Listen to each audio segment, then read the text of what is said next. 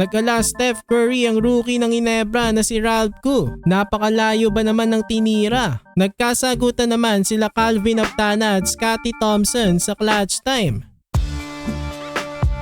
Barangay Ginebra versus TNT Tropang Giga. Malapit nang matapos ang elimination round. May tsansa pa itong Ginebra at TNT maging top 2. Ngayong conference kasi top 1 and 2 lang ang may twice to beat advantage. Nasa 2-game winning streak na ang Ginebra, 4th seed. Habang ang TNT kakagaling naman sa panalo kontra sa NLEX at pang 5th seed naman sila. Hindi makakapaglaro si Jamie Malonzo ngayon sa Ginebra dahil nung last game nga ng Ginebra na-injured itong si Malonzo.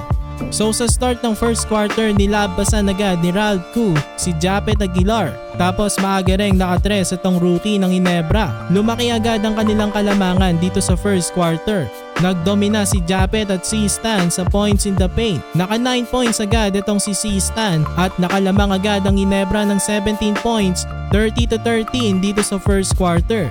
Sa start naman ng second quarter, Sydney Onmubere from beyond the arc. Lumobo na sa 21 points ang kalamangan ng Ginebra. 37-16 na ang score. Pero after niya nakagawa ng 25-4 run ng TNT. Sa pangunguna yan nila RR Pugoy at Calvin Aptana. Nadali pa ng veteran move itong si Koo ni Jason Castro. Tapos tinabla ni Calvin Aptana ang laban sa kanyang tres. Ganon-ganon lang nakatabla ng TNT 41-41 dito sa first half. Sa start ng second half, nakalamang na ang TNT after ng basket ni BGR. 53-51 na ang score. Pero nabawi naman agad ng Ginebra ang kalamangan sa tres ni Scottie Thompson. Tapos tinapos pa ni Stan ang third sa kanyang putback. Lamang ang Ginebra 63-59 at the end of the third.